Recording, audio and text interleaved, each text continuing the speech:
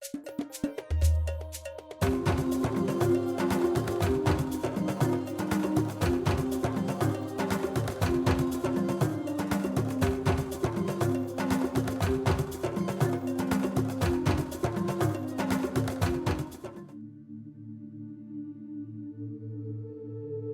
voudrais vous inviter à vous abonner à cette page et à recruter d'autres gens qui vont s'abonner. Pour quelle raison? Parce que c'est une chaîne qui est consacrée à la dézombification du peuple noir.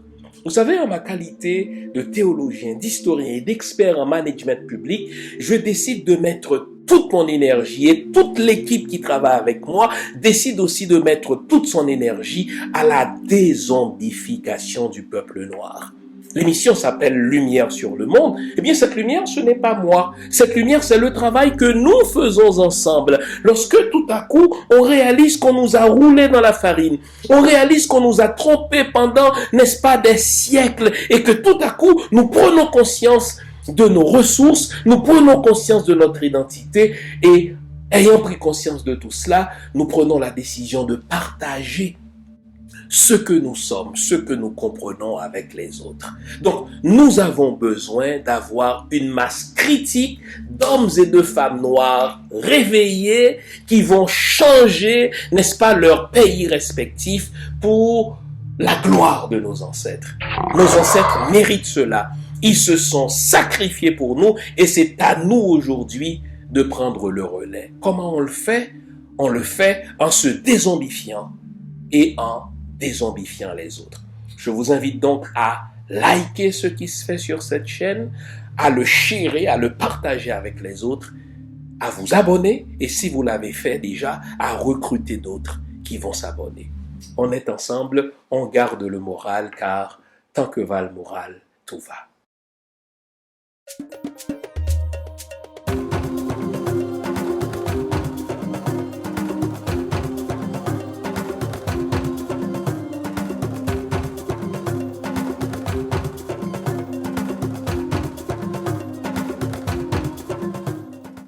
Bonjour mesdames, bonjour messieurs, bonjour le monde, bienvenue à cette autre édition de l'émission Lumière sur le monde. Comment allez-vous? J'espère que vous allez bien, j'espère que vous avez passé une bonne semaine.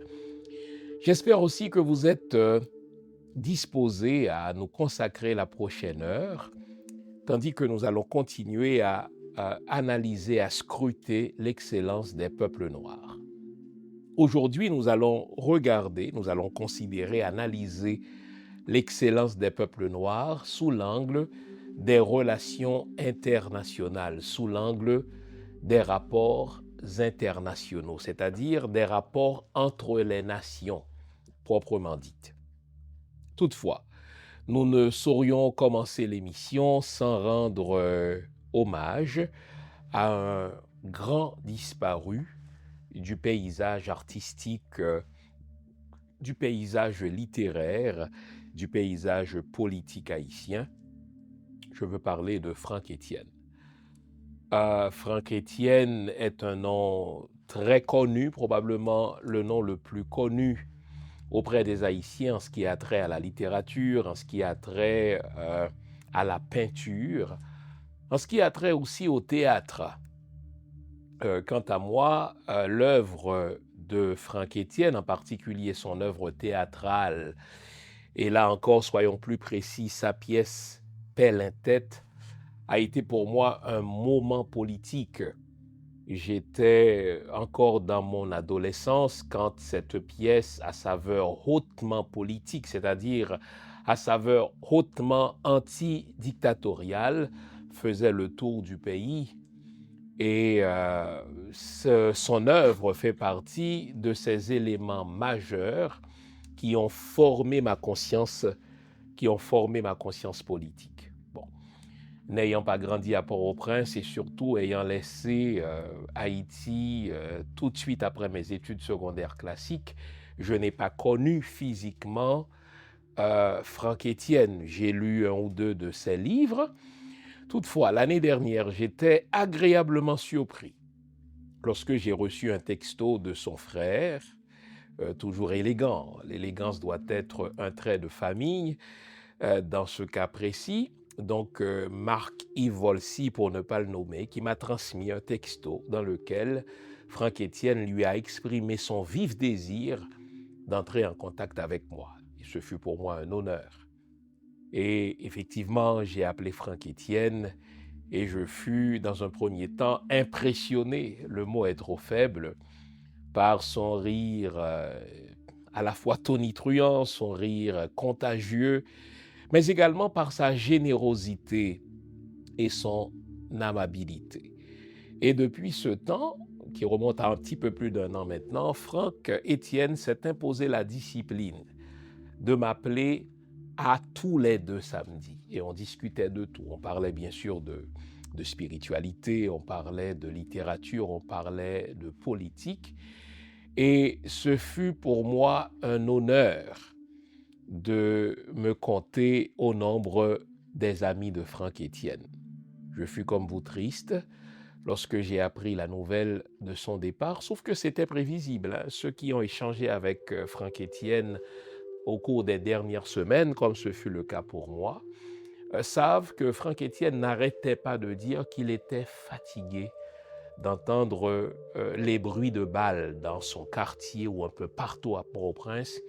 Il était fatigué de voir son peuple souffrir, n'est-ce pas, de l'abandon de l'État et surtout de la violence de ces terroristes.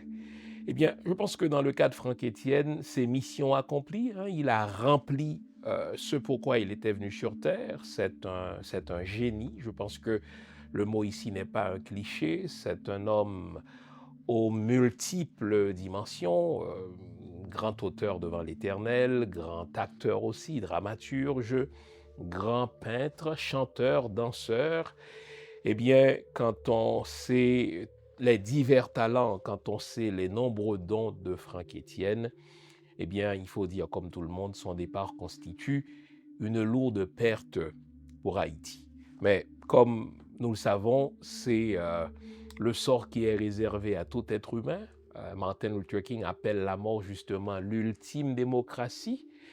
Eh bien, puisque la mort est inévitable, et puisque dans le cas de Franck Etienne, il a rempli sa mission, nous ne pouvons faire que, comme les Vaudouisans, lui souhaiter une bonne traversée, tout en présentant nos condoléances à ses proches, à son épouse, ses enfants, ses frères et sœurs, et en particulier son frère, qui vit ici, mon ami Marc-Yves Volsi. Nous présentons donc à tout ce beau monde, au peuple haïtien en général, nous présentons donc nos condoléances les plus sincères. Nous voulons également saluer le départ d'un autre érudit qui est parti il y a environ 12 ans cette année. C'est un homme dont on parle peu et qui n'était le fameux proverbe « Nul n'est prophète dans son pays » serait connu internationalement. Je parle ici du docteur Daniel Mathurin. On le connaît comme médecin, mais c'est un infatigable chercheur. Et en vérité, puisque moi j'ai le privilège de lire ses œuvres inédites, c'est l'un des premiers à avoir révélé, n'est-ce pas, à un cercle d'initiés dans un premier temps, mais également au grand public, toutes les richesses que comporte, toutes les richesses que recèle le sous-sol haïtien. Et si nul n'était prophète en son pays, eh bien, en vérité, l'œuvre de Daniel Mathurin serait connue de par le monde. Pour moi, Daniel Mathurin, c'est un érudit de la trempe de Cheikh Anta Diop. Cheikh Anta Diop est très connu de par le monde pour avoir révélé la nature négroïde de la civilisation africaine, pour avoir démontré de manière incontestable l'antériorité de la civilisation et de la culture noire. Mais si l'œuvre de Daniel Mathurin était publiée, eh bien je n'ai aucun doute qu'il serait autant apprécié de par le monde et qu'il serait entré dans le panthéon des grands hommes qui sont utiles à la civilisation humaine. Et donc, puisque la semaine dernière a ramené le 12e anniversaire de la mort mystérieuse du docteur Daniel Mathurin, eh bien, je profite du départ de Franck Etienne pour saluer aussi la mémoire de Daniel Mathurin. Il n'est jamais trop tard pour bien faire. Je veux présenter mes condoléances à sa famille, en particulier à sa femme, mon ami, mais également à tout le peuple haïtien qui a intérêt à replonger dans les travaux de Daniel Mathurin. On trouve quelques traces de ces travaux sur YouTube. Si vous tapez Daniel Mathurin, eh bien alors là, vous aurez accès à quelques-unes de ses conférences sur les ressources rares, sur les ressources critiques que recèle le sous-sol haïtien. Et donc, je tenais humblement à saluer le départ de ces deux hommes et surtout à leur rendre un hommage immensément mérité, qu'il s'agisse alors de Franck Etienne dans le domaine de l'art, dans le domaine de la peinture et également dans le domaine de la politique, puisque j'ai dit que son œuvre théâtrale constitue l'un des moments majeurs dans la formation de ma conscience politique, tout comme d'ailleurs la musique nouvelée du couple Yol et Ancy Desroses. Nous en parlerons dans les prochaines semaines quand nous présenterons notre émission sur l'excellence haïtienne en matière musicale. Mais pour l'instant, contentons-nous de rendre hommage à ces deux grands hommes, Franck Etienne, qui est parti cette semaine, et le docteur Daniel Mathurin, qui est parti voilà 12 ans. Ces deux grands hommes, bonne traversée. On s'arrête ici. La pause a pris du temps à s'imposer, mais il fallait rendre hommage à ces deux hommes. À ce stade-ci, vous connaissez le rituel. Je vous invite à vous offrir une bonne tasse de thé, une bonne tasse de café, une bonne tasse de chocolat chaud, bref, tout ce qui est de nature à vous garder éveillé, car ce matin encore, nous aurons besoin de tous nos esprits, tandis que nous allons contraster l'excellence des peuples noirs en matière de relations internationales aux relations basées sur des intérêts et qui sont promues par les peuples leucodermes. Vous notez qu'aujourd'hui, je ne parle pas seulement des civilisations occidentales, car lorsqu'on va parler de ces relations internationales basées sur les intérêts, ce ne sont pas seulement les Occidentaux, c'est en général les peuples leucodermes qui mettent de l'avant ce paradigme basé sur les intérêts. On se retrouve après la dite pause, c'est promis. À tout à l'heure. Vous nous l'avez demandé, nous avons le plaisir de vous apprendre que désormais, nos émissions, toutes nos émissions, sont disponibles avec des sous-titrages en 3 langues, en français, en anglais et en créole. Nous sommes conscients que l'émission Lumière sur le Monde est devenue une véritable plateforme familiale autour de laquelle des parents et des enfants se réunissent pour s'informer de ce qui se fait en Haïti, en Afrique ou ailleurs dans le monde. Pour vous faciliter la vie, nos émissions sont désormais disponibles avec des sous-titrages en 3 langues, français, créole et anglais. Nous progressons avec vous, nous marchons avec vous, de manière à relever nos communautés et nos peuples. Nouveau, toutes nos émissions sont disponibles avec des sous-titrages en français, en anglais et en créole. Avant la pause, on s'était promis de parler de l'excellence des peuples noirs, l'excellence haïtienne en matière des relations internationales, en matière des rapports internationaux. Eh bien, nous allons consacrer toute l'émission à ce thème-ci aujourd'hui.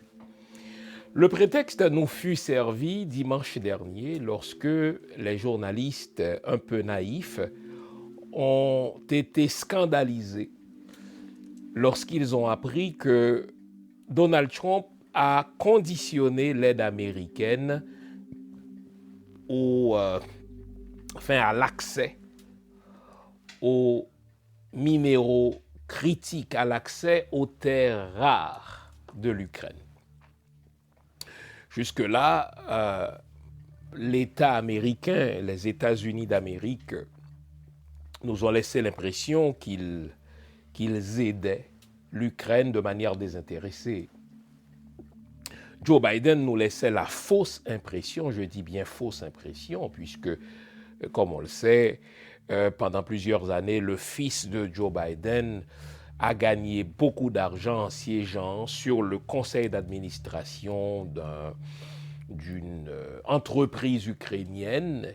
Et quand on regarde le CV de Hunter Biden, tout ce qu'il détient comme compétence, c'est d'être le fils du vice-président d'alors de Barack Obama, Joe Biden, qui est devenu par la suite président. Et donc, j'ai dit que Joe Biden nous a toujours laissé la fausse impression que les États-Unis d'Amérique aidaient l'Ukraine contre la Russie sur simple question de principe.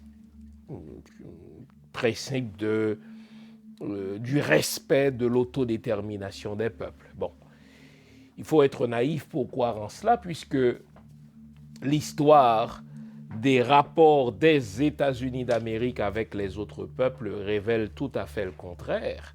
Sauf que l'intégrité intellectuelle nous commande de vous dire que ce ne sont pas seulement les États-Unis d'Amérique qui cherchent leurs intérêts dans leur rapport avec les autres nations, ce sont, et j'insiste, tous les peuples leucodermes. Vous notez, cette fois-ci, je ne parle pas seulement des peuples occidentaux, car il faut vraiment tirer une ligne de démarcation, il faut dresser le distinguo entre les peuples leucodermes qui proposent un certain paradigme dans leur rapport avec les autres nations, d'une part, et les peuples noirs qui proposent un tout autre paradigme. Au fait, un paradigme qui est aux antipodes du paradigme des leucodermes dans leur rapport de ces peuples noirs-là avec les autres.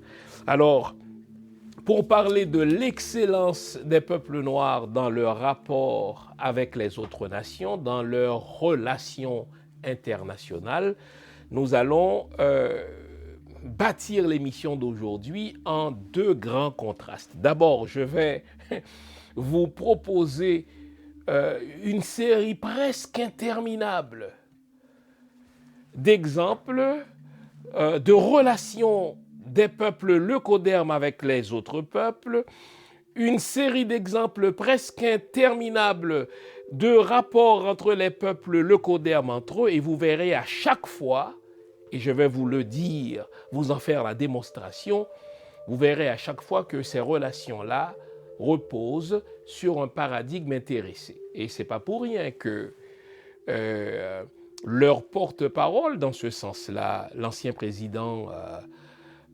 français, Charles de Gaulle, a dit que les peuples n'ont pas d'amis, ils n'ont que des intérêts. Cette phrase est devenue une espèce de principe, cette phrase est devenue un axiome. Quand on étudie en relations internationales, quand on étudie en diplomatie, eh bien, on nous invite toujours à nous poser la question, selon vous, quels sont les intérêts de tel pays dans son rapport ou dans ses relations avec tel autre pays. Et quand on identifie les intérêts, on est en mesure d'expliquer alors la politique étrangère du dit pays. Ça, c'est le paradigme des pays leucodermes. Dans la deuxième partie de l'émission, je vais vous proposer un autre paradigme. C'est le paradigme des relations internationales proposées par les peuples noirs. Et vous verrez que, contrairement aux peuples leucodermes, les peuples noirs basent ou font reposer leurs relations internationales, c'est-à-dire leur rapport avec les autres nations, non pas sur les intérêts, mais sur l'amitié. Les peuples noirs font reposer leurs relations avec les autres nations, non pas sur des intérêts, mais sur la commune humanité. Et nous allons vous en faire la démonstration en nous servant largement de la toute jeune histoire de la République d'Haïti. Je dis toute jeune parce que pendant ces 4 dernières émissions, nous avons puisé, n'est-ce pas, largement dans le continent dont la civilisation est plurimillénaire. Je parle de la civilisation africaine, et pour démontrer à quel point la culture africaine, la civilisation africaine, la science africaine, les mathématiques africaines, n'est-ce pas, sont, si vous voulez, l'école dans laquelle a puisé la civilisation occidentale. Aujourd'hui, vous me permettrez de puiser mes exemples dans la toute récente histoire politique haïtienne pour vous démontrer que si du côté des leucodermes, les relations sont basées sur les intérêts, eh bien du côté du peuple noir, les relations sont basées uniquement sur l'amitié, les relations sont basées sur la commune humanité. C'est le fameux principe de l'Ubuntu, n'est-ce pas? Où on oublie ses propres intérêts, où on pense aux intérêts de tout le monde.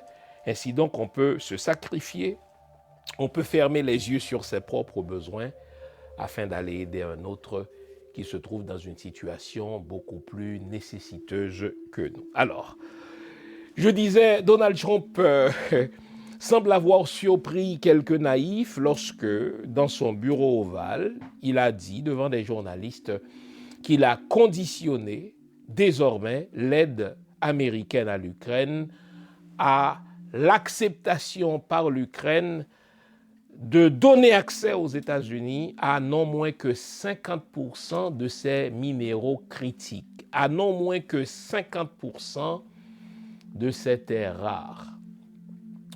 Je n'ai pas arrêté de vous dire dans mes dernières émissions que nous sommes dans une période de virage énergétique. Et l'histoire des 500 dernières années nous révèle que dans ces moments de virage énergétique, les leucodermes, les nations blanches vont partir de par le monde en quête de nouvelles ressources. Elles vont refuser de les acheter, elles vont manœuvrer pour les prendre, elles vont manœuvrer pour provoquer la guerre contre ces nations qui détiennent ces ressources-là.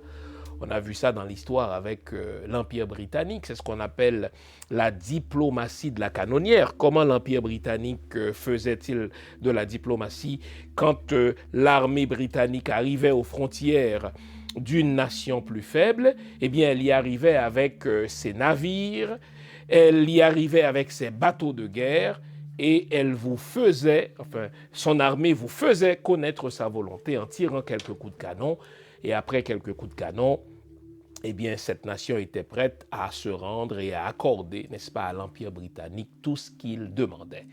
Eh bien, cela, on l'a vu au cours des derniers siècles. À chaque fois qu'il y a donc un virage énergétique, les nations leucodermes partent vers les autres nations, non pas pour acheter, non pas pour négocier de manière loyale, mais pour voler, n'est-ce pas, les ressources des autres, puisque les nations leucodermes refusent de payer quand elles découvrent une ressource dont elles ont besoin, ces nations-là, et qui est détenue par un autre peuple.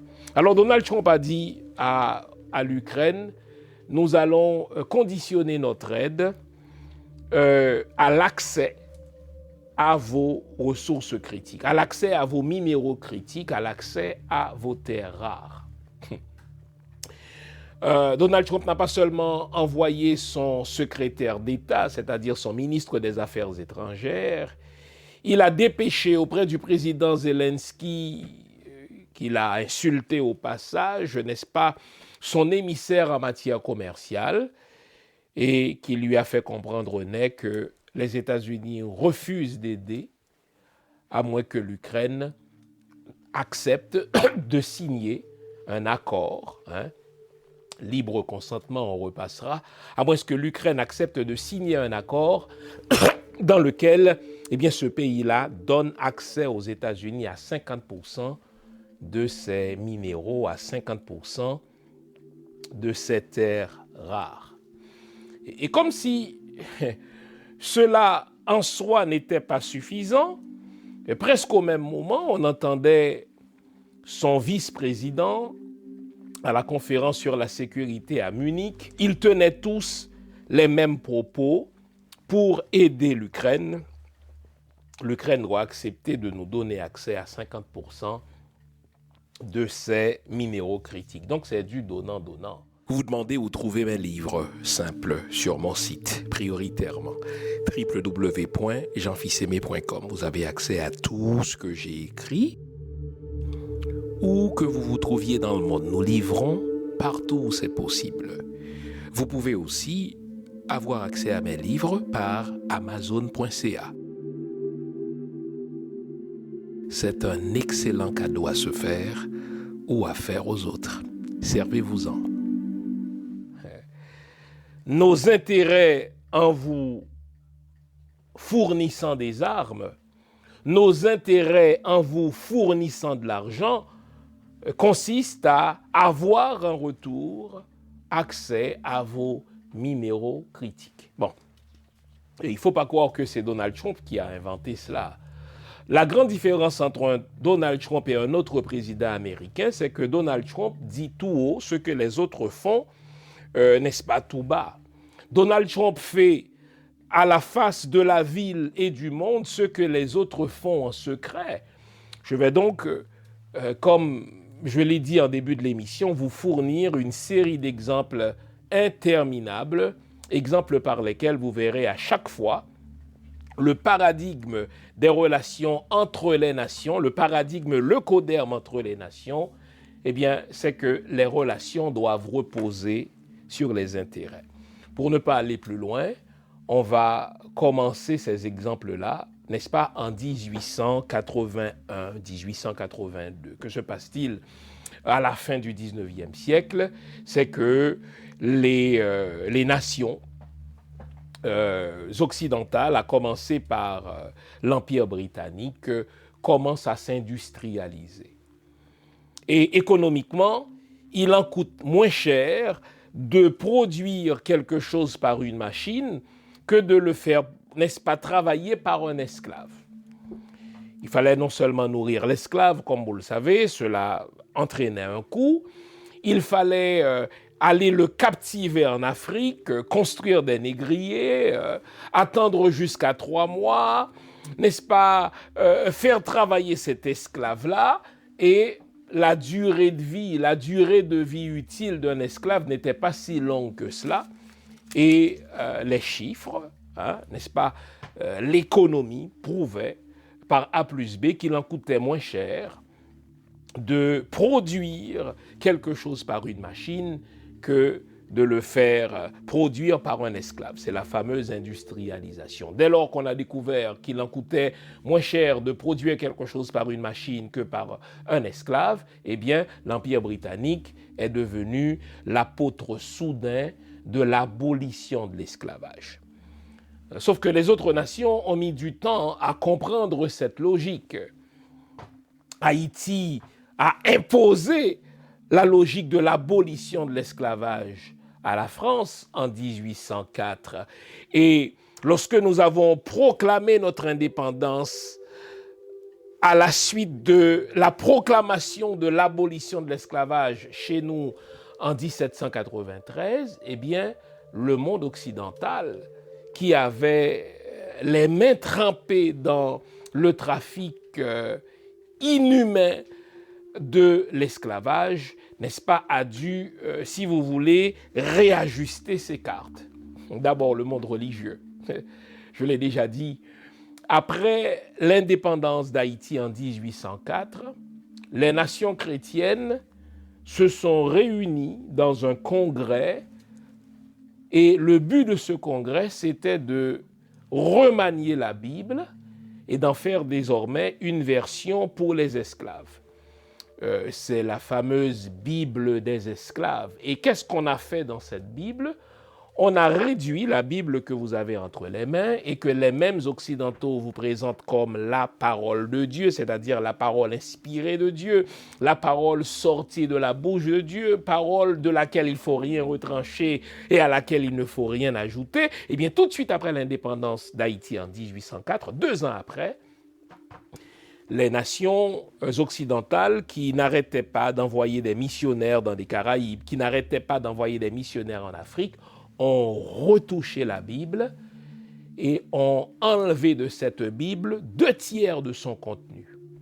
On enlevait des livres comme l'Exode qui parle de la libération des esclaves hébreux par un certain Moïse. On disait non, il ne faut pas que l'esclave soit exposé à ces récits-là, donc il faut enlever ce récit-là de la Bible, puisque contrairement à ce qu'on nous raconte, eh bien, les esclaves savaient lire pour une raison aussi simple que cela. L'écriture, mais c'est nous, le peuple noir, qui l'avons inventé. Les premiers manuscrits, les premiers livres, n'est-ce pas? C'est nous qui les avons écrits. Donc c'est faux ce qu'on nous raconte, à savoir que les esclaves ne savaient pas lire. Eh bien, beaucoup d'esclaves savaient lire et on voulait éviter d'exposer les esclaves, n'est-ce pas? Les captifs, c'est le terme qu'il faut utiliser, puisque nos ancêtres ne se sont jamais considérés comme esclaves, ils ont été plutôt pris en captivité. Nos ancêtres, n'est-ce pas, étaient exposés à des récits de libération, et les missionnaires ont dit non, non, il va falloir changer ça. Et toutes les nations occidentales qui avaient les mains trempées dans ce commerce inhumain-là se sont réunies et ont retouché la Bible. 2/3 de la Bible, n'est-ce pas, sont partis en fumée, car il ne fallait plus que les esclaves entendent parler du livre de l'Exode, il ne fallait plus que les esclaves entendent parler du livre du dieu Philémon dans le Nouveau Testament, en sorte que tout ce qu'il restait, c'est 1/3, et beaucoup de ces écrits-là sont des écrits de Paul, dans lesquels Saint Paul disait, écoutez, esclaves, soyez soumis à vos maîtres, n'est-ce pas, des textes aussi aliénants que cela, car la déclaration d'indépendance haïtienne a fait bouger les lignes dans les rapports, n'est-ce pas, des nations leucodermes avec les autres. Donc, du point de vue religieux, on voit ce que ça a provoqué comme changement. On a éliminé 2/3 de la Bible. Donc, les esclaves n'avaient accès désormais qu'à 1/3, et on disait aux jésuites, qui étaient ceux-là qui étaient responsables de catéchiser les esclaves, qu'il ne fallait surtout pas parler de ces récits de l'Ancien Testament, qu'il ne fallait surtout pas parler de ce récit, n'est-ce pas, dans le Nouveau Testament, où un esclave s'est enfui loin de son maître. Il ne fallait surtout pas citer ces textes dans lesquels la Bible dit que nous sommes tous enfants du même Dieu et que nous sommes égaux en théorie devant ce Dieu-là. Il fallait au contraire parler d'autres versets qui nous invitent à souffrir, à obéir en tant qu'esclaves à nos maîtres, dans l'espérance que dans l'au-delà, nous obtiendrons, si vous voulez, la vie éternelle. Alors, ce que Trump fait là, à savoir conditionner ses relations avec les autres sur les intérêts, je disais, c'est rien de nouveau, et je vous avais promis de partir de 1881.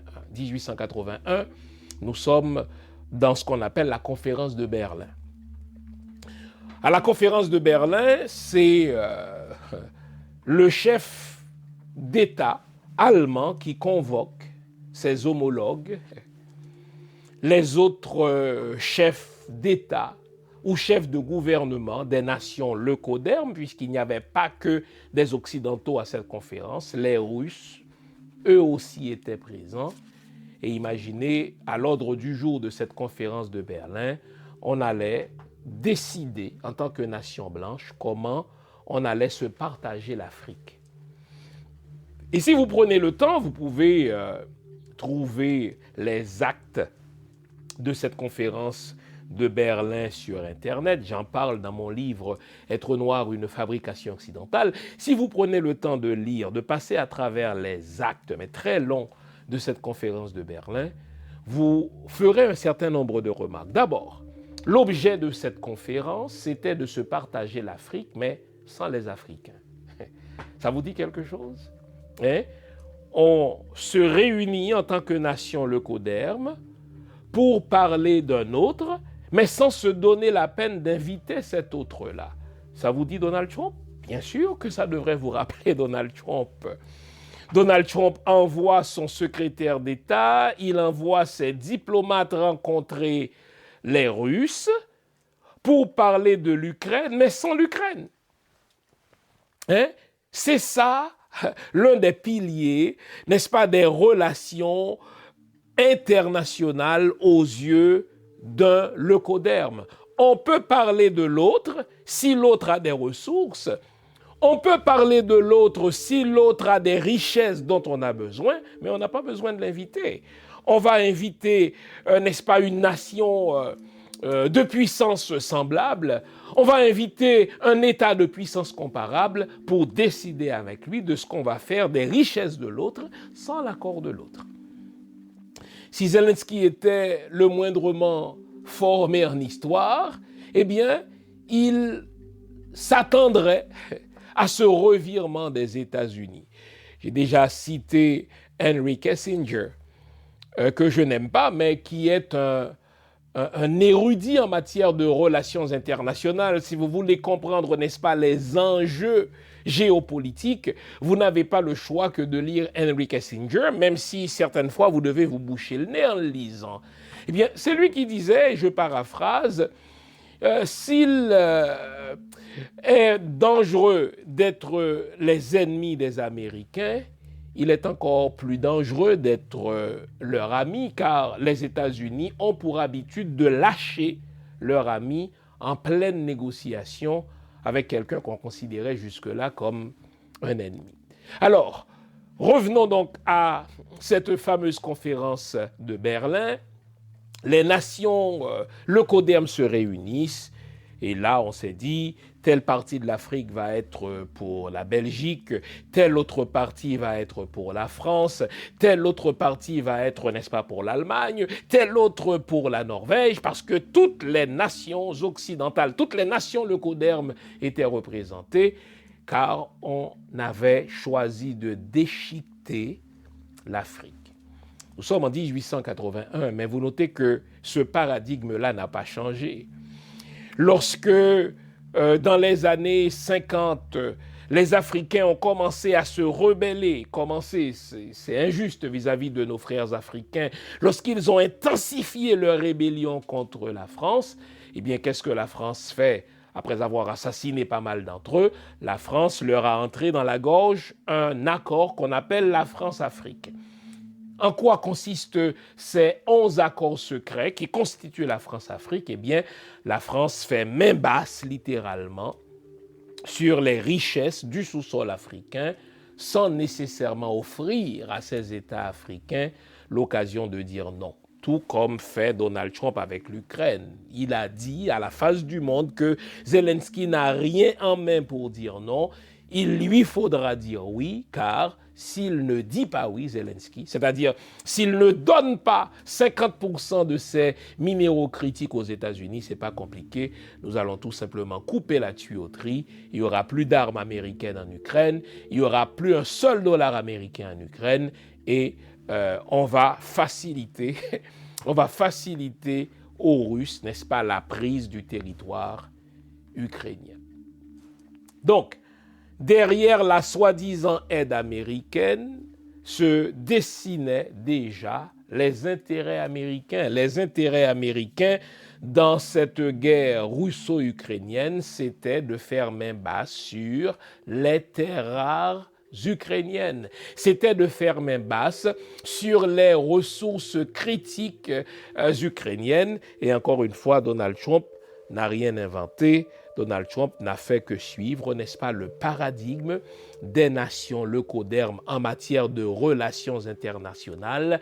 Notre paradigme repose sur les intérêts et non sur l'amitié. On fait un grand saut. On va passer de 1881 à l'époque de la Seconde Guerre mondiale. Nous sommes en 1942, la Deuxième Guerre mondiale se poursuit quand, tout à coup, Churchill et le président américain Roosevelt se sont donné rendez-vous à Terre-Neuve, ici au Canada. Et là, ils vont faire ce qu'on appelle la conférence de l'Atlantique. Encore une fois, j'en parle dans mon livre « Être noir ou une fabrication occidentale ». Bien sûr que les États-Unis ne sont pas à cette date-là entrés officiellement dans la Seconde Guerre mondiale. Churchill fait pression sur son homologue pour qu'il entre en guerre, mais là, le président américain retarde, n'est-ce pas, son entrée en guerre. Il essaie d'obtenir le plus possible, n'est-ce pas, des nations qui avaient besoin de l'aide américaine. Et quand vous prenez encore une fois le temps de lire les actes de cette conférence qu'on appelle la conférence de l'Atlantique entre Churchill et Roosevelt, vous allez voir que l'un des points à l'ordre du jour, c'était comment ces deux nations-là, ces deux pays-là, allaient se partager le monde. Jusque-là, l'Empire britannique et l'Empire français contrôlaient plus que 50% de la population humaine. Est-ce que vous entendez ça? L'Empire britannique et l'Empire français contrôlaient plus que 50% de la population humaine. On retrouvait les Français un peu partout, en Amérique bien sûr, en Asie, en Afrique. On retrouvait les Anglais partout aussi, car c'était le plus grand empire avant l'Empire français. Et les États-Unis disent à Churchill, par la bouche de leur président, ce n'est pas normal que vous nous demandiez notre aide pour que vous ayez la victoire sur Hitler sans que vous ne nous donniez accès aux ressources que vous contrôlez, soit en Afrique ou en Asie. Et dans cette conférence de l'Atlantique, Roosevelt et Churchill, n'est-ce pas, se donnent pour mot de redessiner la carte du monde après la Seconde Guerre mondiale, de manière à ce que désormais les États-Unis d'Amérique puissent avoir accès aussi aux ressources africaines, puissent avoir accès aussi aux ressources asiatiques. Et pour vous qui connaissez bien l'histoire politique, qui comprenez bien la géopolitique, ce n'est qu'après la Seconde Guerre mondiale que les États-Unis, par toutes sortes d'accords, par toutes sortes de manœuvres, vont commencer à implanter leurs bases un peu partout. Eh bien, le ressort de tout cela, c'est d'avoir accès aux ressources du monde, ne plus rester en Amérique. L'Amérique qui est séparée par l'océan de l'Europe, qu'on appelle improprement le vieux continent. Les États-Unis d'Amérique ont dit, nous allons conditionner notre aide à l'Europe à l'accès aux ressources de l'Afrique, à l'accès aux ressources asiatiques, car il n'est pas normal que la France et l'Angleterre se partagent les ressources du monde, tandis que nous, les Américains, on leur fournit de l'aide pour gagner la guerre. Nous allons conditionner notre aide à l'accès aux ressources africaines et asiatiques. Donc, Donald Trump ne crée rien. Et n'allez surtout pas croire que ce sont seulement les États-Unis, les Français, les Anglais qui conditionnent leurs relations avec les autres à leurs intérêts ou par leurs intérêts. Ce sont toutes les nations locodem qui font cela. Le Canada, qui a toujours joué le rôle du bon cop, qui s'est toujours fait passer pour le bon policier, c'est un pays très hypocrite. Dans les années 70, le père de Justin Trudeau, Pierre Elliott Trudeau, était Premier ministre. Et lui aussi était un Donald Trump à ses heures. Un Donald Trump plus cultivé, puisque Pierre Elliott Trudeau était docteur en droit constitutionnel, gradué de la London School of Economics, mais c'était un Donald Trump à ses heures, dans le sens que lui, il disait aussi tout haut ce que les autres faisaient en secret. Il faisait devant des caméras ce que on oserait faire en tant que chef de gouvernement. On a déjà vu Pierre Elliott Trudeau, n'est-ce pas, lancer un doigt d'honneur au président Nixon devant la caméra parce que ce dernier lui avait interdit d'avoir des rapports personnels avec Castro, car les États-Unis avaient décidé déjà depuis une dizaine d'années de mettre au banc des nations Cuba. Et Pierre Elliott Trudeau a fait un doigt d'honneur au président Nixon. Et j'ai dit que Pierre Elliott Trudeau, c'était un Donald Trump à 16 heures, dans le sens qu'il rompait certaines traditions de silence ou de secret. J'en veux pour preuve cet exemple-là. Dans les années 70, le Canada se vantait d'être un pays qui aidait les pauvres nations africaines. Petit conseil, dès qu'un pays vous parle d'Afrique comme d'un continent pauvre, soyez méfiants. Et là, le Canada disait qu'il voulait aider un pauvre petit pays africain de l'Afrique australe. Il s'agit du Lesotho. Et le Canada semblait dépenser beaucoup de millions d'aide au Lesotho. Sauf qu'un journaliste venait d'avoir accès aux études économiques qui prouvaient que pour chaque dollar soi-disant donné par le Canada au Lesotho ou prêté par le Canada au Lesotho, 70 cents, imaginez, pour chaque dollar, 70 centimes revenaient au Canada, écoutez bien, sous forme de service à la dette.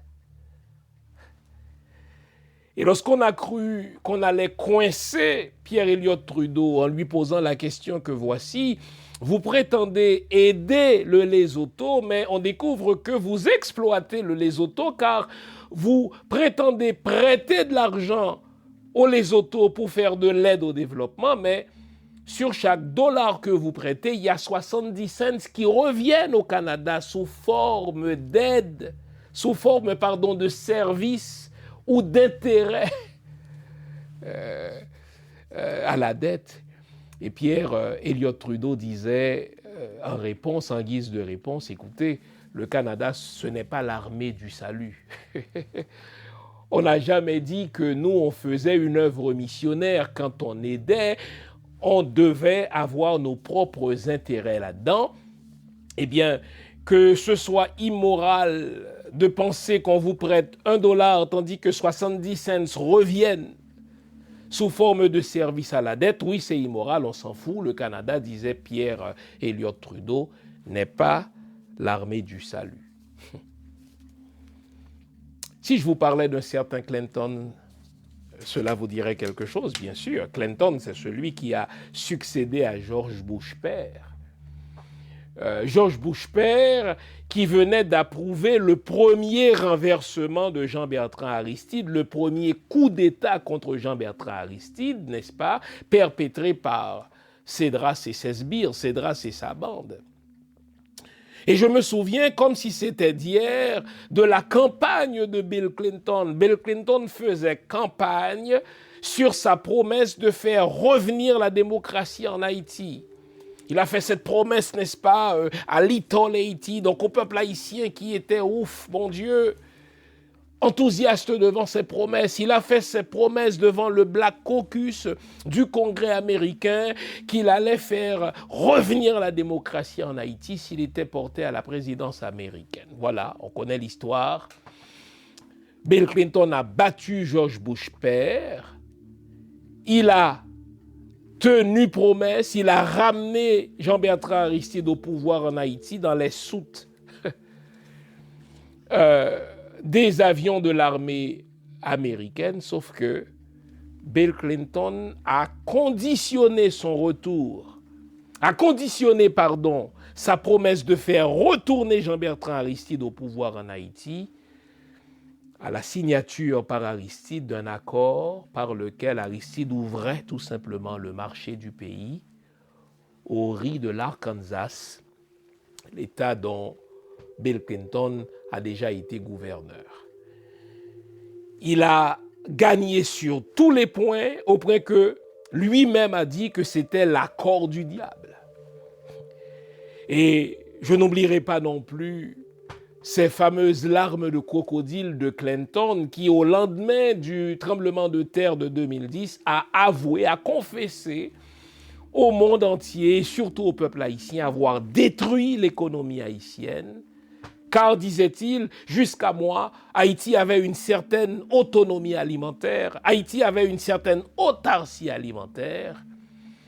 Je lui ai fait perdre cette autonomie alimentaire en forçant le président Aristide à signer cet accord dans lequel Haïti devait ouvrir son marché au riz américain, lequel riz était dompé, était financé, n'est-ce pas, par l'État américain. Encore une fois, vous notez que le paradigme des relations internationales dès le Coderme, c'est un paradigme qui repose sur les intérêts.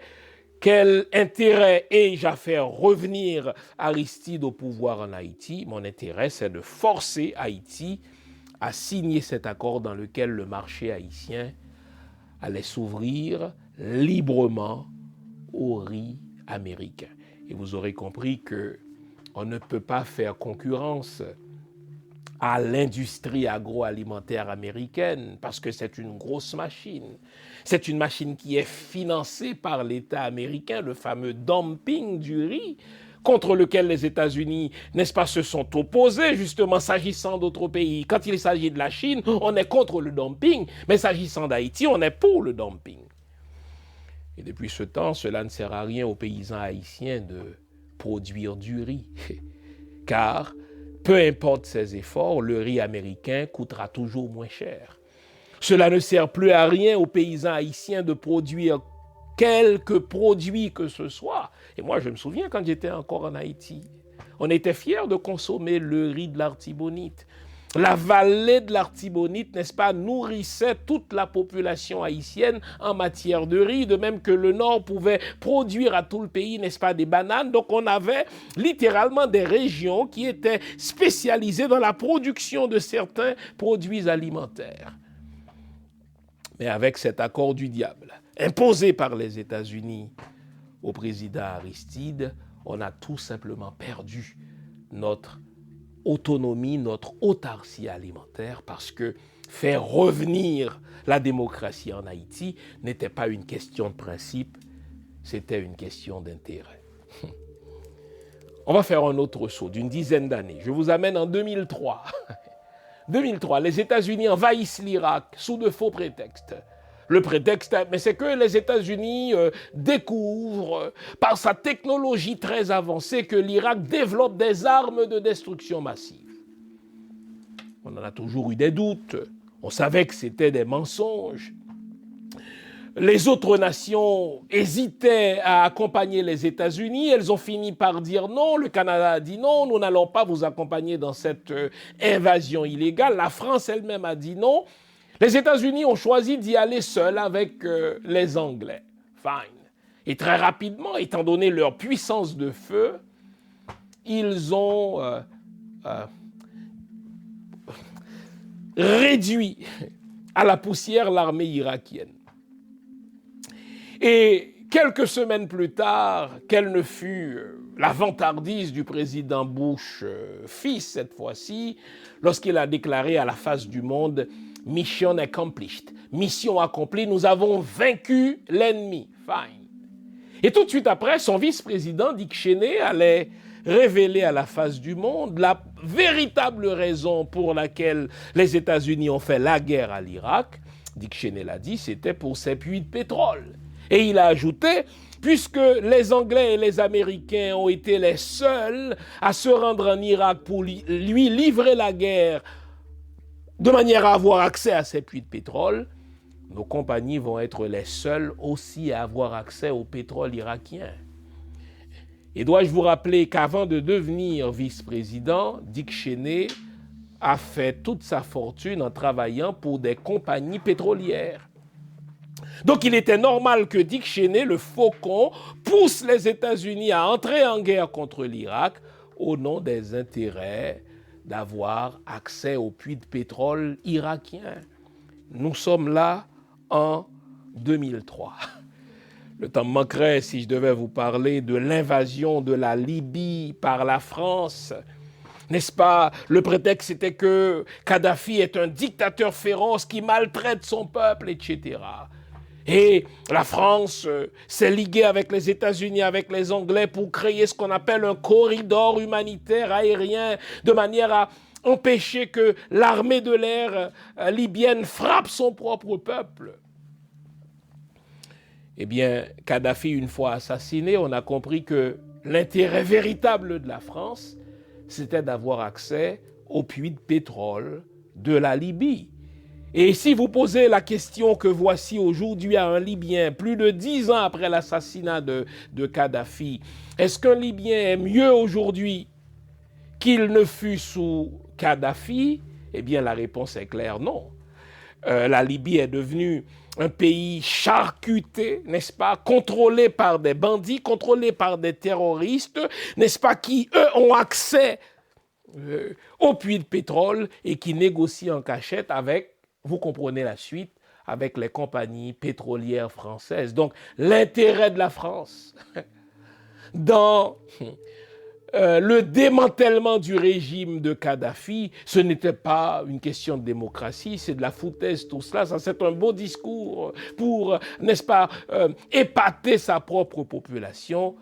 Le modèle des relations internationales dès le Coderme, c'est un modèle qui repose sur les intérêts et non sur des principes, sur des intérêts et non sur l'amitié, sur des intérêts et non sur l'humanité. Je vous avais promis de vous citer une série interminable d'exemples. J'espère que ces exemples-là suffisent à vous faire la démonstration que s'agissant des leucodermes, s'agissant des Blancs, les relations internationales reposent sur les intérêts. Pas d'intérêt, pas de relation. Dès qu'il y a relation, c'est qu'il y a intérêt. Et Charles de Gaulle le dit clairement, les nations n'ont pas d'amis, les nations n'ont que des intérêts. Ça, c'est pour les Blancs. Maintenant, dans cette deuxième partie de l'émission qui s'en vient, je vais vous faire la démonstration que pour nous, les peuples noirs, les relations internationales ne reposent pas sur des intérêts, mais sur l'amitié, car les nations peuvent avoir de l'amitié les unes pour les autres. Les relations internationales reposent sur des principes pour nous, les Noirs. Les relations internationales reposent sur la commune humanité. Les relations internationales reposent sur ce principe que les Africains appellent l'Ubuntu. On s'arrête ici. Je vous reviens après la pause que voici. À tout à l'heure. Vous l'aurez remarqué, on a changé notre site web. Sur le site web, vous trouverez plusieurs onglets. L'onglet Accueil vous souhaite la bienvenue et tout de suite après, vous tombez sur l'onglet Biographie. Alors là, vous avez une idée des études que j'ai faites. Ensuite, vous avez l'onglet Boutique. Dans l'onglet Boutique, vous trouverez mes livres. Jusqu'à présent, j'en ai écrit 14. Toujours dans la boutique, vous aurez aussi accès au type de formation que j'offre, soit à des individus ou à des entreprises. Vous avez aussi l'onglet événements. À l'onglet événements, on vous dit ce que je fais, où je le fais et quand je le fais. Comme ça, si je présente une conférence quelque part, si je donne une formation quelque part, vous le savez. Mais ça, c'est à venir. À l'onglet articles, vous avez accès à quelques-uns des articles que j'ai fait paraître sur moult sujets.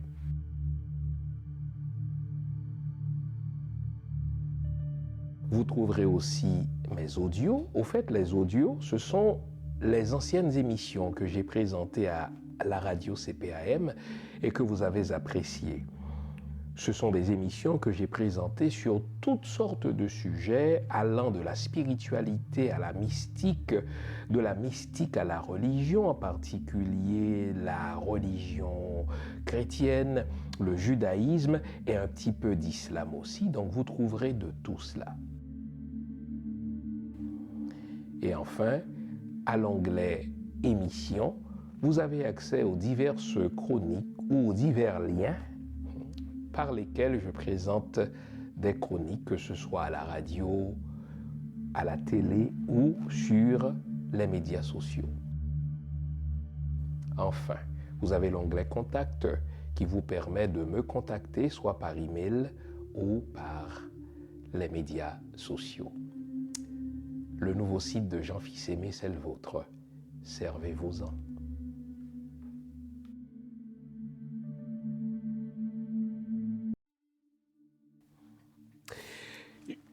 Dans la première partie de l'émission, je vous ai présenté le paradigme immoral des leucodermes en matière des relations internationales. C'est un paradigme immoral. Il faut appeler un chat, il faut appeler les choses par leur nom. C'est immoral que de conditionner son aide à quelqu'un à l'accès à ses propres ressources. C'est immoral. C'est comme tenir à la gorge Zelensky que de lui dire « Si vous voulez que je continue à vous fournir des armes, vous devez me donner accès à vos minéraux critiques, à vos terres rares. » Maintenant, je vais vous présenter un autre paradigme. Un paradigme qui repose sur l'amitié pure, un paradigme qui repose sur l'humanité pure, un paradigme qui repose sur l'Ubuntu. Le principe qu'on doit progresser ensemble. Le principe que ce ne sont pas seulement mes intérêts qui comptent, mais nos intérêts qui comptent. Et qu'ensemble, on va plus loin, même si seul, on va plus vite. Je vous amène en Haïti. Au fait, avant qu'Haïti ne soit redevenu Haïti, Haïti est encore une colonie française dans laquelle la France fait travailler comme des bêtes plus de 400 000 de nos ancêtres à titre de captifs. Toute la richesse de la France repose donc sur cette entreprise inhumaine et immorale. Il faut répéter le mot immoralité. Et par un concours de stratégie brillante, Toussaint Louverture parvient au sommet de l'échelle de cette colonie.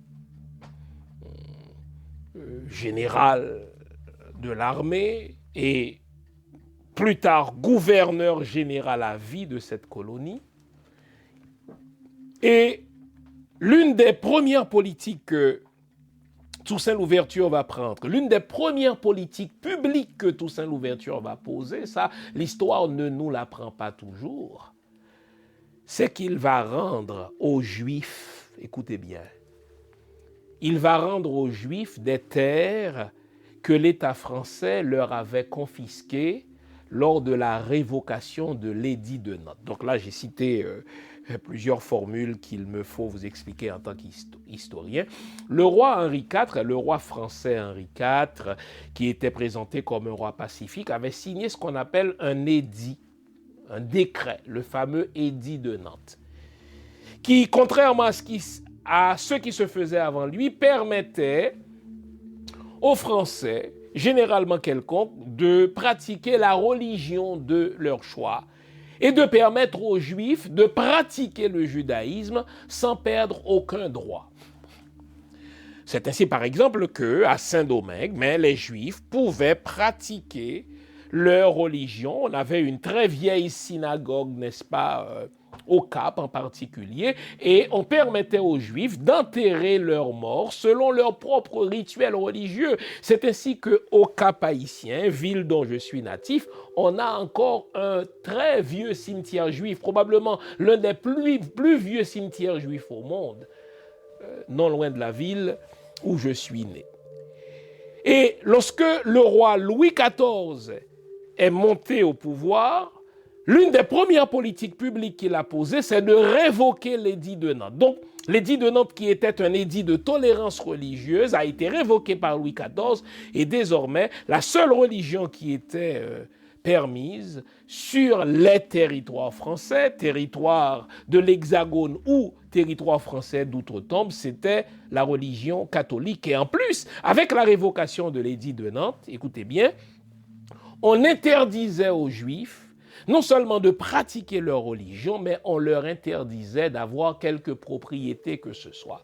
En sorte que du jour au lendemain, tous les biens du peuple juif étaient confisqués par l'État. Et puisque Saint-Domingue était une colonie française, les terres, les biens qui appartenaient au peuple juif étaient confisqués par l'État.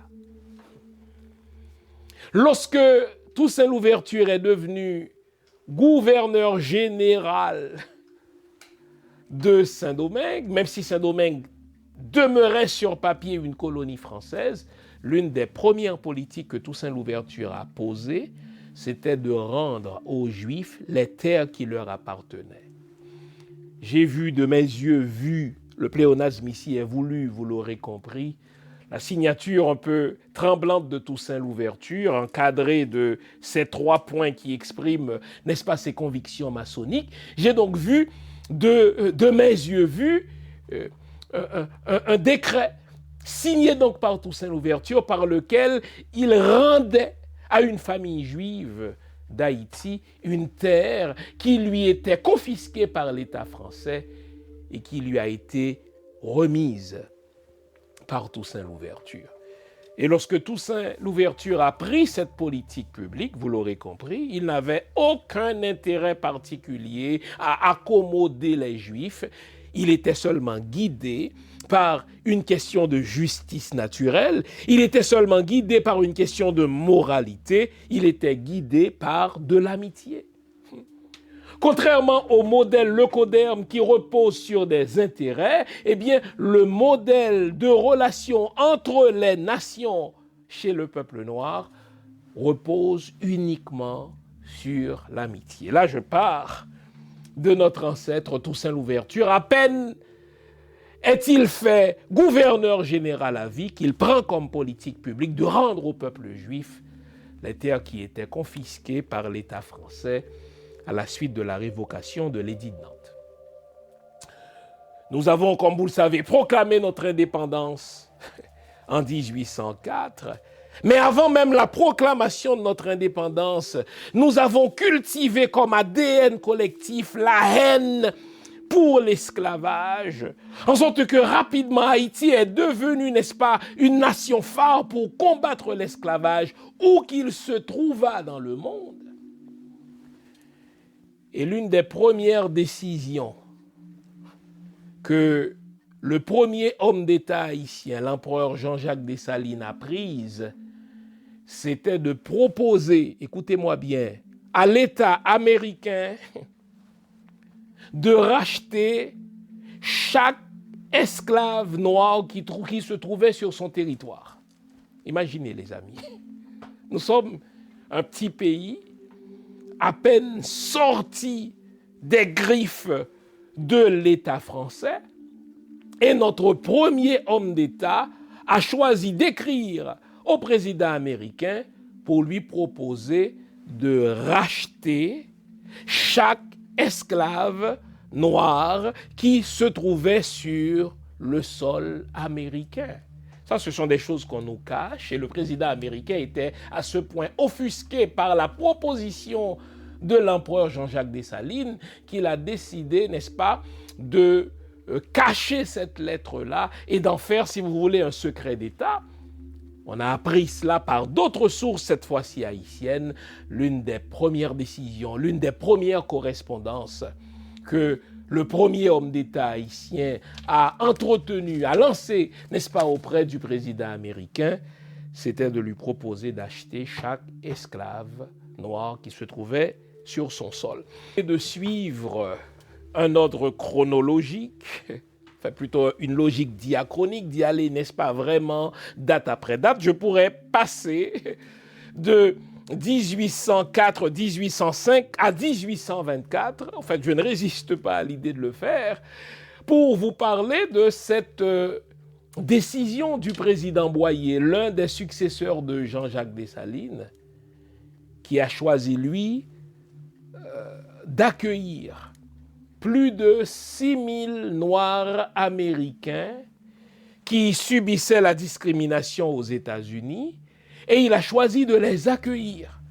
Et si vous prenez le temps de fouiller dans les archives historiques haïtiennes, avant de les accueillir, le président Boyer a envoyé 2 circulaires aux divers commandants des divers arrondissements d'Haïti, les enjoignant à bien accueillir ses frères américains, à leur réserver des terres qui appartenaient à l'État et à les nourrir à même les magasins de l'État. Et le président Boyer prend soin de préciser auprès de ses commandants d'arrondissement ce qu'il fallait donner à ces Noirs américains qui arrivaient sur notre terre. Il fallait leur donner de la morue, il fallait leur donner du café, il fallait leur donner du poisson séché, il fallait leur donner ceci et cela, selon une portion généreuse tous les 15 jours, à même les magasins de l'État. Aujourd'hui, on nous fait croire qu'Haïti a toujours vécu au crochet, n'est-ce pas, de la communauté malveillante et que, n'est-ce pas, la communauté malveillante n'a pas le choix que de nous laisser tomber. C'est pourtant faux. Ma démonstration va dans le sens contraire. Non seulement nous-mêmes, nous avons proposé au monde et avons toujours cultivé le paradigme des relations internationales basées sur la pure amitié, basées sur la commune humanité, basée sur le concept de l'Ubuntu africain. Je vous ai parlé de Toussaint Louverture, je vous ai parlé de Jean-Jacques Dessalines qui avait proposé au président américain de racheter chaque, n'est-ce pas, captif noir américain. Et on vient de voir en 1824, le président Boyer a accueilli pas moins de 6000 noirs américains. Il leur a donné des terres à cultiver. Il leur a fourni de la nourriture jusqu'à ce qu'ils soient devenus autonomes. Voilà un autre exemple du paradigme des relations internationales basé sur l'amitié, basé sur la commune humanité, basé sur l'Ubuntu et non sur des intérêts comme les leucodermes aiment à nous le dire. Sauf que là, il me faut revenir aux années 1810-1811.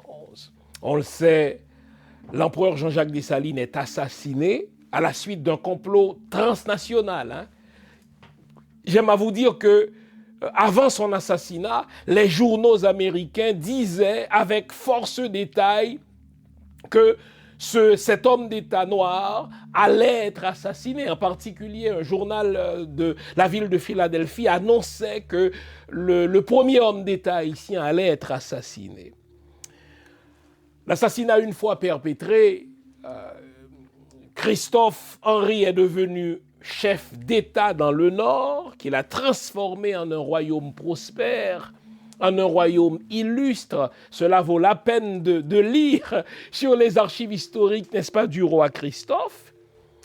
Et je vais vous fournir pas moins de 3 exemples chez le roi Christophe de ce paradigme de relations internationales basé non pas sur les intérêts, mais basé sur l'amitié, basé sur la commune humanité, basé sur l'Ubuntu. 1811. Christophe est déjà roi, n'est-ce pas, au nord d'Haïti. Tout à coup, n'est-ce pas, sa marine royale aperçoit un bateau portugais dans les eaux haïtiennes. On intercepte ce bateau et qu'est-ce qu'on y trouve? On y trouve des enfants qui ont été faits captifs, n'est-ce pas, en Afrique, et qui allait être vendu probablement du côté, n'est-ce pas, qui allait être vendu comme esclave dans l'un des pays des Caraïbes. Et vous savez ce qu'a fait Christophe? Sa marine royale a intercepté ce bateau en 1811, a libéré les enfants et en a fait des citoyens haïtiens au risque de provoquer une guerre contre le Portugal. N'oubliez pas que nous sommes en 1811, le Portugal est une puissance esclavagiste, l'une des premières d'ailleurs. N'oublions pas que le principe de la colonisation tel que nous l'avons connu dans l'histoire a été conçu et implanté par le Portugal. Eh bien, si Christophe calculait ses intérêts géopolitiques, si sa relation internationale, n'est-ce pas, reposait sur les intérêts, eh bien, il renoncerait à cette réaction toute humaine, cette réaction basée sur l'amitié, cette réaction basée sur la commune humanité. Il renoncerait à l'idée d'intercepter ce bateau et de libérer les enfants. Non. Il a dit, les relations internationales de mon royaume vont être basées sur l'amitié, vont être basées sur la moralité publique, vont être basées sur la commune humanité. Nous allons intercepter ce bateau et libérer les enfants qui ont été faits captifs par le Portugal. Là, nous sommes en 1811. La même année, 1811, cette fois-ci, il s'agit d'un autre bateau, cette fois-ci, d'un bateau espagnol. La marine royale intercepte ce bateau espagnol et qu'est-ce qu'on y trouve? 205 adultes africains qui ont été faits captifs sur le continent africain et que ce négrier espagnol allait revendre sûrement dans l'un des pays de la Caraïbe. La marine royale de Christophe a intercepté ce bateau et contrairement au paradigme des pays leucodermes dont les relations internationales reposent sur des intérêts, Christophe n'a pas fait de petits calculs économiques, il n'a pas fait de petits calculs géopolitiques. Ces relations internationales reposent une fois de plus sur la pure amitié, sur la commune humanité. Il a intercepté ce bateau espagnol, il a libéré les 205 Africains qui s'y trouvaient, et il en a fait sur le champ des citoyens haïtiens. 205. Plus tard encore, en 1817, un autre navire portugais, chargé de pas moins de 145 adultes, des Africains qui ont été faits captifs une fois de plus en Afrique. La marine royale de Christophe a intercepté ce bateau, a libéré ces 145 adultes, il en a fait des citoyens haïtiens, au risque de provoquer une guerre contre l'Espagne, car pour nous, les peuples noirs, nos relations internationales ne reposent pas sur des intérêts. Nos relations internationales ne reposent pas sur des intérêts mesquins comme l'argent. Nos relations internationales reposent sur le paradigme de l'amitié, sur le paradigme de la commune humanité, sur le paradigme de l'Ubuntu. 3 fois plutôt qu'une. 1811, une première fois, un bateau portugais. 1811, une deuxième fois, un bateau espagnol. 1817, une troisième fois, un autre bateau espagnol. Notre roi bien-aimé Christophe a libéré des enfants, a libéré des adultes qui ont été capturés en Afrique. Et il en a fait des citoyens haïtiens. Que dire de Pétion, qui a reçu Simón Bolívar, celui qu'on appelle le libérateur de la Grande Colombie. Si aujourd'hui des pays comme la Colombie, des pays comme le Venezuela, n'est-ce pas, se targuent de leur souveraineté, eh bien, ils doivent cette souveraineté au peuple haïtien. 2 fois plutôt qu'une, Simón Bolívar est allé en Haïti pour solliciter notre aide, qu'il a obtenue d'ailleurs. L'État haïtien a même permis à Simón Bolívar de recruter des soldats volontaires. On lui a donné des armes, des munitions et de l'argent. Au risque, encore une fois, de provoquer une guerre contre l'Espagne, qui était une toute puissance en ce moment-là.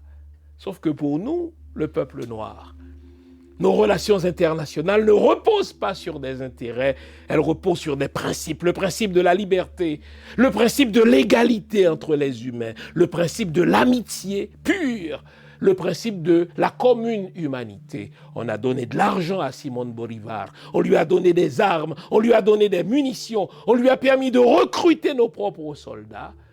Et si des pays comme le Venezuela, la Colombie, comme je viens de le dire, sont libres aujourd'hui, ils doivent leur liberté à la pure amitié du peuple haïtien. Je vais vous ramener une fois de plus en 1821-1829. L'Empire ottoman, l'Empire turc contrôle une bonne partie, n'est-ce pas, du monde, entre autres la Grèce. Les Grecs se livrent depuis près d'une dizaine d'années dans une guerre révolutionnaire contre l'Empire ottoman, contre l'Empire turc. Et lorsque les Grecs qui avaient une association à Paris ont sollicité l'aide de l'État haïtien pour mener leur guerre, pour soutenir leur effort de guerre révolutionnaire contre les Ottomans, Haïti, là encore, a répondu présent. Vous savez ce qu'on a fait? On a donné à la Grèce 25 tonnes de café. Et l'armée révolutionnaire grecque a pu revendre ses 25 tonnes de café pour avoir de l'argent, de telle sorte que ces révolutionnaires ont pu se fournir en armes et en munitions. Nous sommes en 1829 et nous étions le premier pays, je dis bien le premier pays à reconnaître la souveraineté de la Grèce, parce que pour nous, notre modèle de relations internationales repose sur le principe de la moralité, sur le principe de l'autodétermination des peuples. Faisons un grand saut maintenant. Allons au 19e siècle, rentrons au 20e siècle. Revenons à l'époque de la Seconde Guerre mondiale. La Seconde Guerre mondiale, on le sait, les Allemands sont puissants, ils déploient leurs forces, ils déploient, n'est-ce pas, leur influence sur toute l'Europe et ils imposent, n'est-ce pas, des sanctions contre les Juifs qui ne sont pas encore une nation au sens technique du terme. Et les Juifs partent un peu partout en quête d'une terre de refuge. C'est ainsi donc qu'un bateau juif est arrivé dans des eaux canadiennes. Ah, il ne faut pas oublier cela. Le Canada qui tente de se faire passer comme le pays qui a toujours aidé les autres. Eh bien, savez-vous quoi? Ce bateau chargé de juifs, rempli donc de juifs, qui est parvenu dans les eaux canadiennes, a été refoulé en Europe. Pour quelle raison? Parce que le Canada ne voulait pas avoir à rendre des comptes, n'est-ce pas, au régime nazi. Il a refoulé ce bateau rempli de juifs au risque pour ces derniers de se faire tuer par les nazis. Au même moment, savez-vous ce qu'a fait Haïti? Haïti n'avait absolument aucun intérêt à s'aliéner la puissance nazie. Au même moment, l'État haïtien a signé des certificats de naturalisation in absentia pour tout juif, généralement quelconque, qui cherchait une terre de refuge. C'est tellement émouvant. Si vous plongez dans ces archives-là, de relire, n'est-ce pas, ces certificats de naturalisation qui portent la signature de notre ministre de Justice et qui offraient la citoyenneté haïtienne à tout juif, généralement quelconque, qui perdait une maison, qui perdait un parent, n'est-ce pas, en Europe, et qui se cherchait une terre d'accueil. Haïti non seulement était prête à accueillir ce juif généralement quelconque, mais Haïti offrait in absentia, sans même connaître ce juif, il lui offrait déjà un certificat de naturalisation qui lui permettait d'avoir un passeport, le mot même le dit, qui lui permettait d'embarquer dans un navire à destination d'Haïti. Encore une fois, quand on a fait cela, on n'avait aucun intérêt géopolitique, puisque les Juifs n'avaient pas encore de pays, les Juifs n'étaient pas encore reconnus comme une nation. C'est vrai que par la suite, l'État d'Israël est devenu une puissance, n'est-ce pas, régionale, mais lorsque nous avons pris cette décision d'accorder la naturalisation à tout Juif généralement quelconque, c'était contre nos intérêts géopolitiques, mais nous l'avons fait par pure amitié. Nous l'avons fait parce que pour nous, la relation internationale repose sur l'amitié, la relation internationale repose sur la pure humanité, sur l'Ubuntu. Et c'est ainsi que nous avons voté pour la reconnaissance de l'État d'Israël comme État au sein des Nations Unies. Les votes étaient serrés. Encore une fois, relisez le Hansard, relisez le rapport de vote aux Nations Unies. Haïti a choisi de donner son vote pour faire reconnaître Israël comme nation. Pas parce qu'on avait un penchant pro-juif, mais tout simplement parce que nous sommes mus par le principe de l'autodétermination des peuples et que nous croyons que chaque peuple de la terre a droit à sa part de soleil et que ce n'est pas vrai que j'ai besoin de tuer ton étoile pour allumer ma bougie. Il y a de la place pour tout le monde sur cette terre. Ça, c'est une conception nègre. C'est une conception noire des relations internationales. Je n'ai pas le temps de vous parler de notre contribution à la reconnaissance d'autres nations.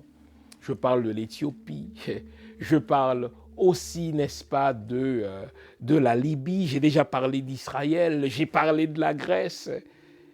Et que dire des Levantins, c'est-à-dire des Syriens, que dire des Libanais qui, pendant le 19e siècle, n'est-ce pas, étaient exposés à une guerre civile basée sur la religion. Les Syriens laissaient leur pays, les Libanais laissaient leur pays, ils étaient en quête d'une terre de refuge, ils se retrouvaient en Argentine, ils se retrouvaient au Brésil et, comme par hasard, ils se sont retrouvés en Haïti. Et vous savez quoi? Même s'il y a eu quelques moments de turbulence, Haïti a ouvert ses portes, Haïti a ouvert ses ports, Haïti a ouvert ses grandes rues au peuple levantin. En sorte que, hélas, aujourd'hui, c'est eux qui contrôlent notre économie, mais contre nous, oubliant ce que nous leur avons fait du bien. Donc, vous notez encore une fois les deux paradigmes. D'un côté, vous avez le paradigme des leucodermes, basé sur les intérêts. De Gaulle disait, les nations n'ont pas d'amis, elles n'ont que des intérêts. Alors que le paradigme du peuple noir dit tout à fait le contraire. Les relations internationales peuvent être basées sur l'amitié. Les relations internationales peuvent être basées sur la commune humanité. Les relations internationales peuvent être basées sur l'Ubuntu. Et vous notez une chose, on n'a pas besoin d'avoir de grands moyens pour être un bon peuple.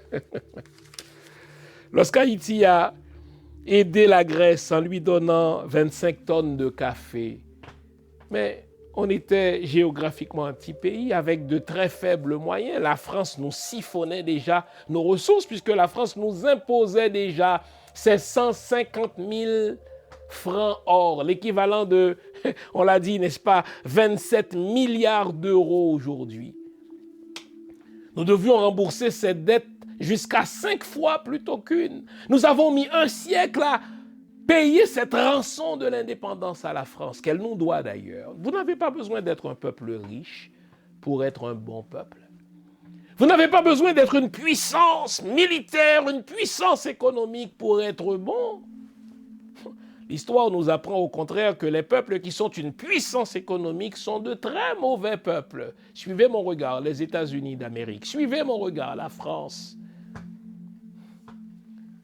Alors que nous nous disons, même si géographiquement nous sommes petits, même si économiquement nous sommes faibles, nous pouvons être de bons peuples. Et je voudrais terminer par cette histoire, vous direz une fable, mais une fable qui enseigne une telle leçon de vie. Je l'ai déjà racontée. Une fois, un adulte observait un jeune homme qui se trouvait tout près d'un lac et qui voyait un scorpion se noyer.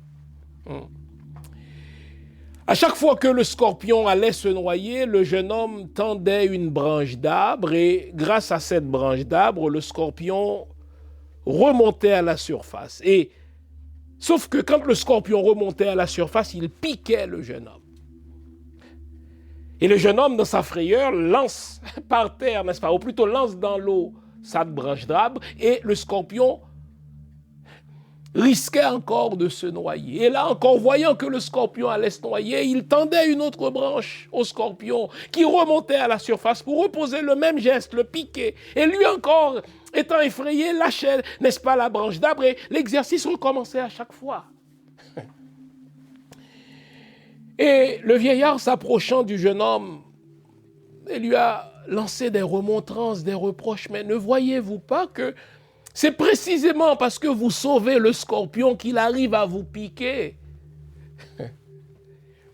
Mais quelle ne fut la sagesse du jeune homme lorsqu'il a dit « Il est dans la nature du scorpion de piquer, mais il est dans ma nature de le sauver, il est dans ma nature d'être bon. » Quelle belle leçon de sagesse. Il est dans la nature des leucodermes de conditionner leur aide à des intérêts. Mais nous savons que ce comportement-là, il est immoral. Ce comportement-là, il est malveillant. Mais il est aussi dans notre nature de baser nos relations internationales sur l'amitié, sur la commune humanité, sur l'Ubuntu. On nous a déjà taxé de naïveté. Les leucodèmes pensent que nous sommes naïfs, que nous sommes idiots, que nous ne savons pas compter, que nous nous assoyons sur de l'or et que nous n'en connaissons pas la valeur, grand bien leur soit. S'il est dans leur nature de conditionner leurs relations internationales à leurs intérêts, continuons-nous, le peuple noir, de proposer des relations internationales basées sur l'amitié, basées sur la commune humanité, basées sur l'Ubuntu. Quel grand peuple nous sommes. Nous sommes grands, pas parce que nous sommes riches. Nous sommes grands, pas parce que nous avons une grande puissance militaire. Nous sommes bons parce que nous avons de bonnes valeurs. Nous sommes bons parce que nos relations reposent non pas sur des intérêts, mais parce qu'elles reposent sur l'amitié, sur la commune humanité, sur l'Ubuntu. Restons ainsi, car le bien demeure le bien, même si tout le monde est contre. Le mal demeure le mal, même si tout le monde est pour. Bonne semaine, les amis. Gardons le moral, car tant que va le moral, tout va. Vive le peuple noir, vive Haïti, vive le peuple haïtien. Au revoir.